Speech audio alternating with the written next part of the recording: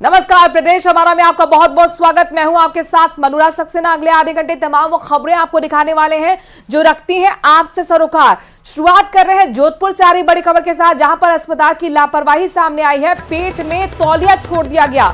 Operation के बाद महिला के पेट में टॉवल छोड़ा गया। 3 महीने तक महिला के पेट में टॉवल रहा है।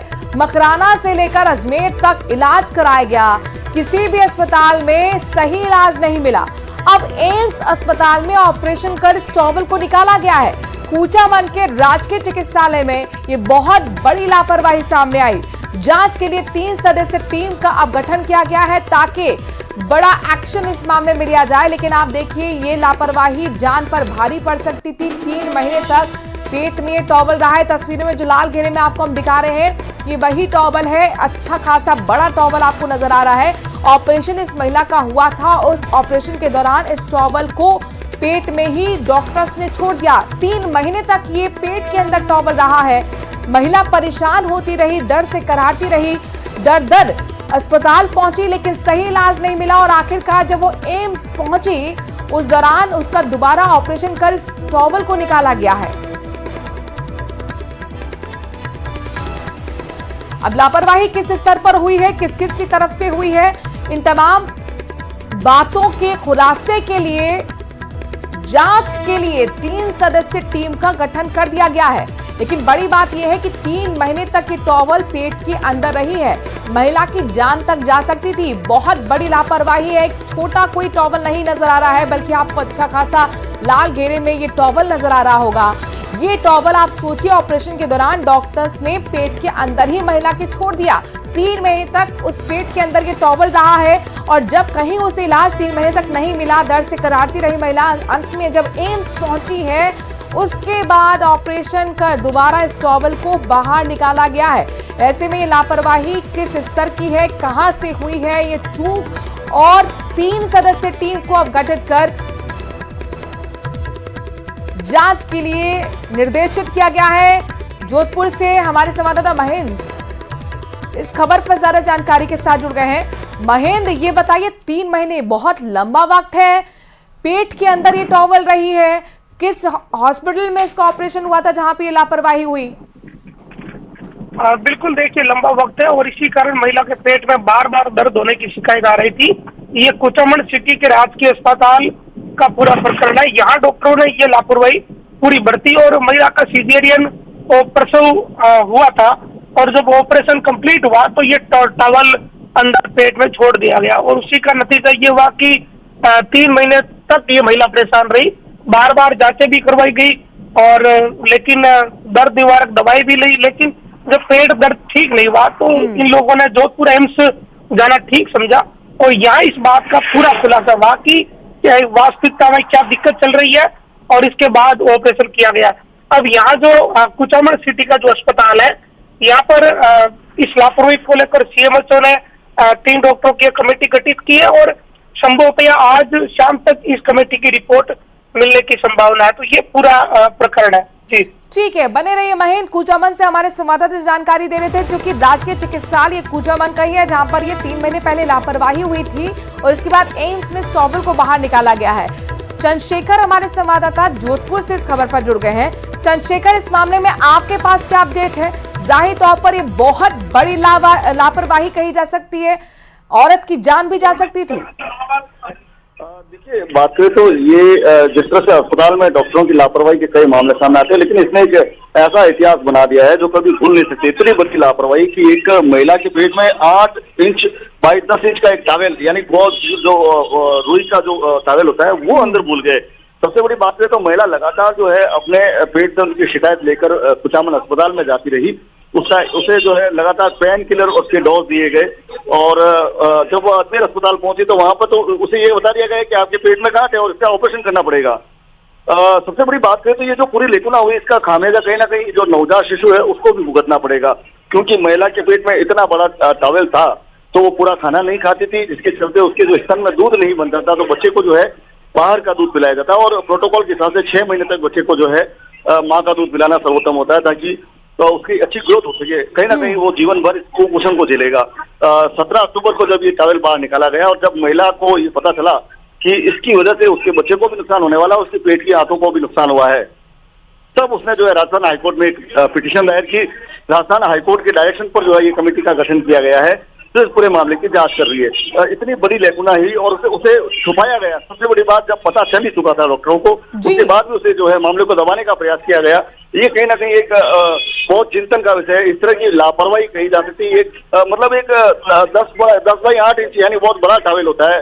आपने देखा होगा वीडियो में किस तरह से बिल्कुल बहुत बड़ी टॉवेल है। सवाल चंद्रशेखर ये है कि क्या आंख पर पट्टी बांधकर यहाँ पर ऑपरेशन किया जा रहा था? अब आप सोचिए 8 इंच की टॉवल पेट के अंदर रह जाती है, कितने बड़े स्तर की लापरवाही है।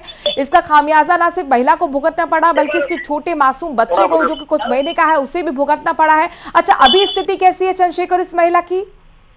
देखिए, अब स्थिति जो है खतरे से बाहर बताई जा रही है। हालांकि उसके पेट में जो इन्फेक्शन हुआ है उसके हाथों को भी नुकसान पहुंचा है, जिसका इलाज जारी है। और बच्चा जो कहीं ना कहीं कुपोषण का शिकार हुआ है। चलिए, बहुत बहुत शुक्रिया चंद्रशेखर। अब उम्मीद करते हैं कि जिस स्तर पर लापरवाही हुई है वो एक्सपोज हो और आरोपी डॉक्टर्स और नर्स के खिलाफ कार्रवाई भी हो। शुक्रिया चंद्रशेखर, तमाम जानकारी हम तक पहुंचाने के लिए। महेंद्र, आपका भी बहुत बहुत शुक्रिया। पूरा मामला कोर्ट तक पहुंचा है, उसके डायरेक्शन के बाद अब ये जांच के लिए टीम गठित की गई है। खबरों में आगे बढ़ रहे हैं। बाड़मेर से खबर है, सिरधरी चौराहे पर सरपंच के पोते की गुंडागर्दी देखने को मिली है। यहां पुरानी रंजिश के चलते बीच सड़क पर एक युवक पर गोली मार दी गई। इसका वीडियो वायरल हो रहा है। दबंग स्कॉर्पियो में सवार होकर आए थे, जिसके बीच में सड़क पर ही आप देखिए सरपंच के बेटे के साथ की बात को लेकर यहां बहस हुई और दबंग ने गुस्से में आकर युवक को गोली मार दी। इसके बाद गोली लगने से युवक गंभीर रूप से घायल हुआ है। इस मामले में हालांकि एक आरोपी को अब तक पुलिस ने डिटेन किया है, बाकी आरोपियों की तलाश की जा रही है। कुल मिलाकर 4 आरोपी हैं। मुख्य आरोपी की अब तक गिरफ्तारी नहीं हो पाई है। ये वीडियो दहशत फैलाने वाला है। ये वीडियो कानून व्यवस्था पर सवाल खड़े करने वाला है। बीच सड़क पर देखिए किस तरह से दबंगई दिखा रहा है सरपंच का पोता। स्कॉर्पियो में हथियार ना सिर्फ लहराते हुए बल्कि बीच सड़क पे गोली भी सामने वाले युवक को मार देता है। सामने वाला जो युवक है वो पूर्व सरपंच का बेटा है। बताया जा रहा है कि दोनों के परिवारों में पहले से आपसी रंजिश रही है और जब बीच सड़क पर ये लोग आए, कहा सुनी हुई और इस बीच सरपंच के पोते ने स्कॉर्पियो से पिस्टल निकाली और सामने वाले युवक पर तान दी। पुत्र मानाराम निवासी रावत सर, इसके पैर में गोली मारी है। इसी के गांव का है करणाराम पुत्र खड़ताराम जाट निवासी रावत सर। हाँ, गांव में शायद पहले इनकी कोई अनबन है। दोनों पार्टियां, ये एक सरपंच है और अभी वाला है जो वर्तमान सरपंच का शायद पोता या बेटा है। पुलिस की हर तरह से अपराधियों के खिलाफ सख्ती की कार्रवाई की जा रही है। घटना गंभीर है और दुर्भाग्यपूर्ण है।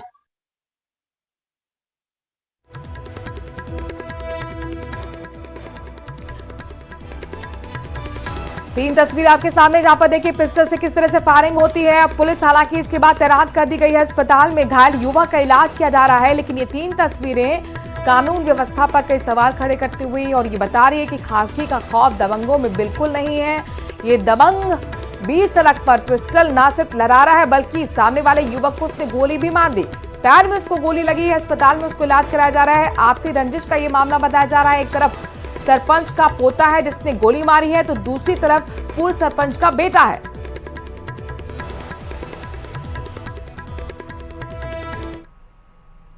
खबर करौली से है। यहां पर सपोटरा की खड़ेला पंचायत के निमोदा में दबंगों पर ग्रामीणों ने मार्ग पर मिट्टी डालकर रास्ता रोकने की आरोप लगाए हैं।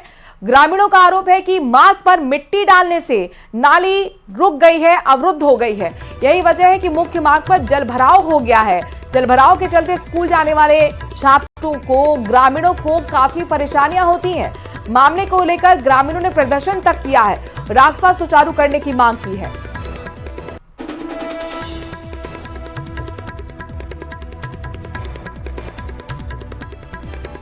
खबर 12 से है। यहां पर शाहबाद में बनने वाली निजी पंप स्टोरेज बिजली संयंत्र को लेकर मामला गरमाता जा रहा है।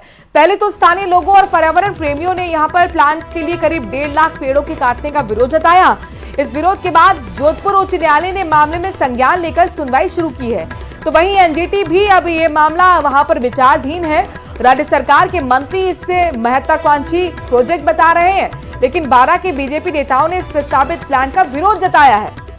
बीजेपी सरकार के इस प्रोजेक्ट का अब बीजेपी के ही नेताओं के विरोध के बाद अग्रिम स्वीकृति मिल पाती है कि नहीं, ये देखने वाली बात होगी।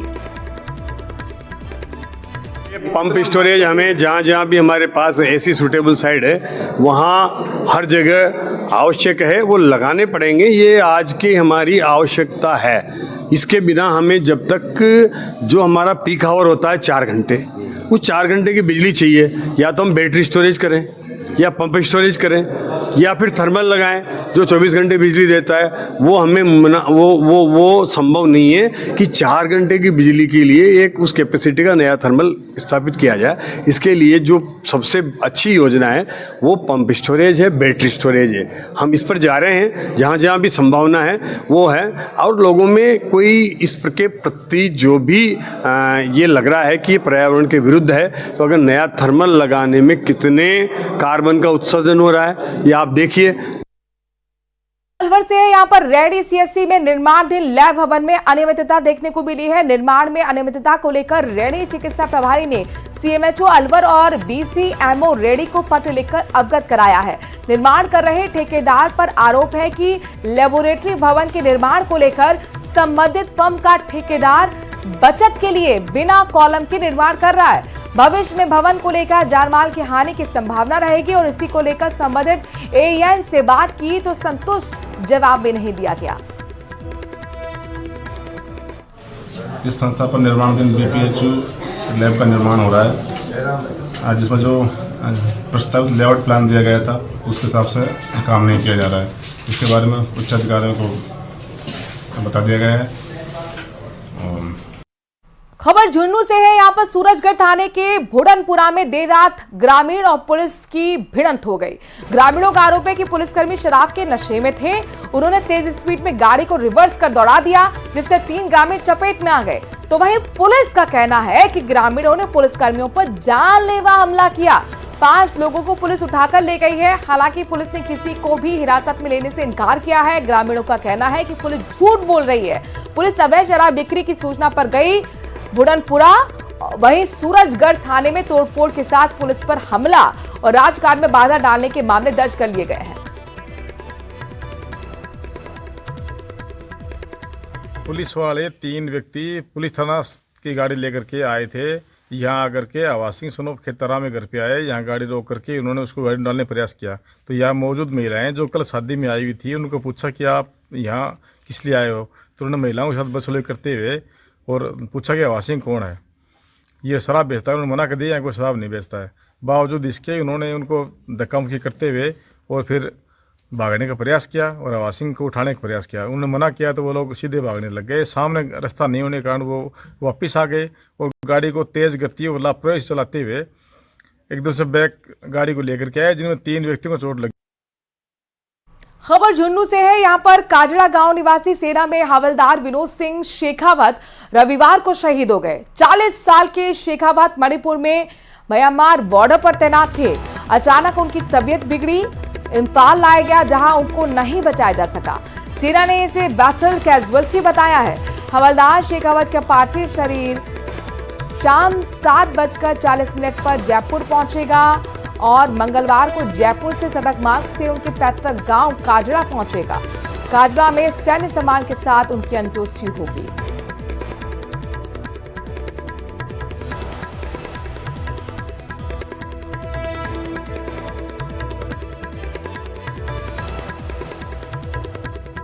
काजड़ा गांव के विनोद सिंह शेखावत जो मणिपुर में तैनात थे, कल 24 नवंबर को प्रातः 2:30 बजे मातृभूमि की रक्षा करते हुए शहीद हो गए। कल दिनांक 26 नवंबर को उनका पार्थिव देह प्रत्येक गांव काजड़ा में लाया जाएगा और सैनिक सम्मान के साथ में उनको अंतिम विदाई दी जाएगी। अजमेर दक्षिण विधायक अनीता बघेल ने 44 लाख की लागत से गुलाबबाड़ी तेजाजी की देवली से कल्याणीपुरा रेलवे फाटक तक बनने वाली सड़क का पूजा अर्चना के बाद शिलान्यास किया है, जिससे आम जनता को राहत मिल सके। इस मौके पर स्थानीय जनप्रतिनिधियों के साथ क्षेत्रवासी भी मौजूद रहे। कार्यक्रम में शिरकत करते हुए विधायक अनीता बघेल ने कहा कि दक्षिण विधानसभा क्षेत्र में लगातार विकास के काम कराए जा रहे हैं। शुरुआती सरकार के दौरान बारिश के चलते सड़कों का एक घटिया निर्माण कार्य उखड़ गया, जिसके चलते आमजन को नुकसान हुआ। धरना भी दिया था इस सड़क को लेकर के, इसके पानी को लेकर के, लेकिन कांग्रेस ने कुछ नहीं किया। कांग्रेस की सत्ता बदली और भजनलाल जी की सरकार में आप देख रहे हैं कि ये किस तरह से सीसी की बहुत 66 लाख की सड़क बन करके अभी कुछ दिनों में तैयार हो जाएगी और इसके साथ ही 44 लाख रुपए की सड़क भी, ये जिसका आज हमने शिलान्यास किया है, वो 44 लाख रुपए की सड़क भी बनेगी। तो ऐसे करके ये दोनों सड़कें लगभग 1 करोड़ के आसपास की ये दोनों सड़कें हैं, जिसके निर्माण के लिए विधायक की अनुशंसा पर कार्य किया गया है। खबर जैसलमेर से है। यहां पर रामदेवरा में 6 दिन पहले दोस्त ने ही दोस्त की कार और 7 लाख के सोने से भरा गहने का बैग लेकर फरार होने की घटना के 6 दिन बीत जाने के बाद भी रामदेवरा पुलिस के हाथ अभी तक खाली है।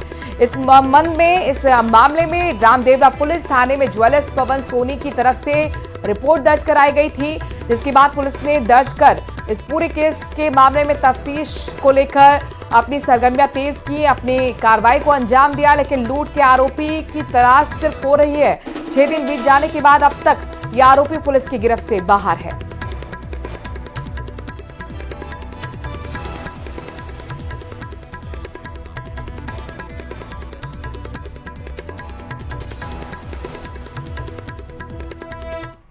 और इस बीच बड़ी खबर दिल्ली से आ रही है। बीजेपी प्रदेश अध्यक्ष मदन राठौर का बड़ा बयान सामने आया है। उपचुनाव की जीत कहा है कि हमारे कामकाजों पर एक तरह से मोहर है।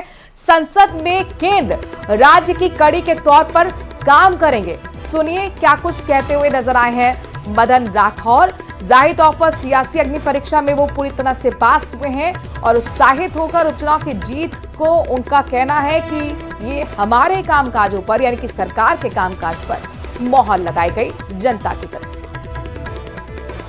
देखिए, राजस्थान में अभी जो भारतीय जनता पार्टी ने 5 सीटें जीती है, हमारी तो एक ही थी पहले, हमने 4 कांग्रेस से छीनी है। राजस्थान में भारतीय जनता पार्टी के प्रति जनता का बहुत अधिक प्यार प्रेम बढ़ा है और जो मोदी जी की गारंटी पर जनता विश्वास कर रही है। राजस्थान सरकार का और केंद्र सरकार का जो बजट था, वो बजट भी जनता को अच्छा लगा और जो आज तक विकास के जो काम हुए उस पर जनता ने मोहर लगाई। और बाकी जैसे राज्यसभा में हम लोग हैं तो राजस्थान और केंद्र सरकार के बीच के सेतु का काम हम लोग करेंगे। जो भी हम समय समय पर विषय वस्तु पर हम निश्चित रूप से अपनी मांग रखेंगे। झुंझुनू में उपचुनाव का रिवाज इस बार भी बरकरार रहा है। जिले में आम चुनाव में जिस पार्टी का विधायक चुना जाता है, उपचुनाव में उस पार्टी की हार हुई है।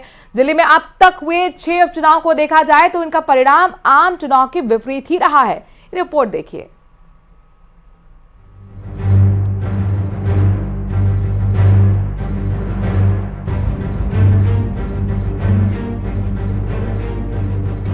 चार दशक का रिवाज कायम। जिले में अब तक 6 उपचुनाव। ओला परिवार से जुड़ा एक मिथक। एमएलए के एमपी बनने पर 4 उपचुनाव। झुंझुनू जिले में पिछले 28 साल के दौरान 4 विधायकों के सांसद बनने पर उपचुनाव हुए हैं, तो 2 उपचुनाव विधायकों के निधन के कारण हुए। आपको बता दें कि अब तक झुंझुनू, सूरजगढ़, मंडावा, खेतड़ी सीट पर उपचुनाव हुए हैं। इनमें शीशराम ओला के सांसद बनने पर झुंझुनू, संतोष अहलावत के सांसद बनने पर सूरजगढ़ और नरेंद्र कुमार खीचड़ के सांसद चुने जाने पर मंडावा में उपचुनाव हुए। वहीं इस बार ब्रिजेंद्र ओला के सांसद बनने पर झुंझुनू सीट पर उपचुनाव हुआ। झुंझुनू से 1993 में शीशराम ओला कांग्रेस से विधायक चुने गए। 1996 में लोकसभा चुनाव में शीशराम ओला कांग्रेस से सांसद बने थे। 1996 के उपचुनाव में कांग्रेस ने ब्रिजेंद्र ओला को टिकट दिया और ब्रिजेंद्र ओला उपचुनाव हार गए। ब्रिजेंद्र ओला के सांसद बनने पर झुंझुनू सीट पर भी इस बार उपचुनाव हुआ। कांग्रेस ने ब्रिजेंद्र ओला के बेटे अमित ओला को टिकट दिया, लेकिन अमित ओला भी चुनाव हार गए। जो ट्रेंड पिछले उपचुनाव का रहा, वही इस चुनाव में दिखा। आम चुनाव में जिस पार्टी का विधायक जीता, उपचुनाव में उस पार्टी की हार हुई। यह एक तरह से ट्रेंड लगता है। ब्रिजेंद्र ओला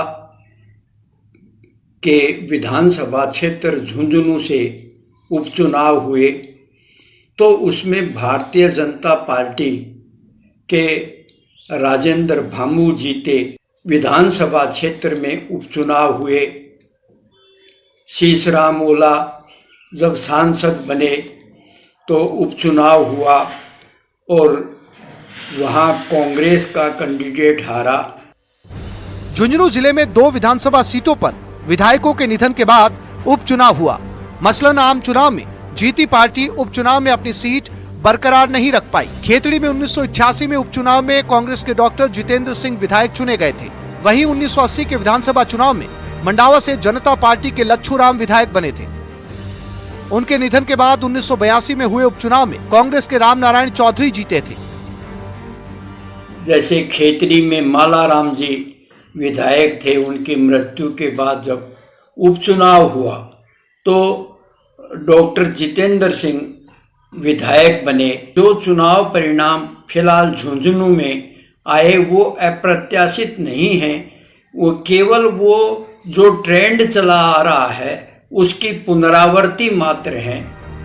झुंझुनू में इस बार भी उपचुनाव का रिवाज कायम रहा। वहीं ओला परिवार के नाम एक और मिथक जुड़ गया। कांग्रेस के कद्दावर नेता रहे शीशराम ओला के सांसद बनने के बाद 1996 में हुए उपचुनाव में कांग्रेस पार्टी ने उनके पुत्र और सांसद ब्रिजेंद्र ओला को प्रत्याशी बनाया। उस चुनाव में ब्रिजेंद्र ओला की हार हुई थी। अलबत्ता अब इस उपचुनाव में ओला के पुत्र अमित ओला की भी हार हुई है। झुंझुनू से कृष्ण सिंह शेखावत की रिपोर्ट। गैंगस्टर लॉरेंस के नाम पर 50 लाख रुपए की रंगदारी मांगने का मामला सामने आया है। भरतपुर में विवेक शर्मा नाम के शख्स को अज्ञात नंबर से व्हाट्सएप पर फोन और मैसेज से धमकी मिली, जिसमें कॉलर ने खुद को लॉरेंस गैंग का मेंबर बताते हुए 50 लाख की रंगदारी मांगी और पैसे नहीं देने पर गोली मारने की धमकी भी दी।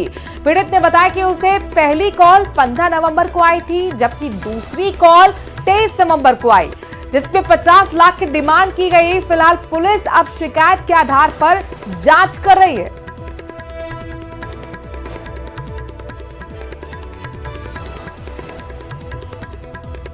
तो लॉरेंस के नाम पर 50 लाख की रंगदारी का मामला सामने आया है भरतपुर से। आपको बता दें कि इससे पहले भी लॉरेंस गैंग के नाम पर कई बार रंगदारी के मामले सामने आए हैं। ऐसे में पुलिस से समझने की कोशिश करी कि क्या वाकई ये लॉरेंस गैंग की तरफ से धमकी है या फिर उसके नाम का इस्तेमाल किया गया है।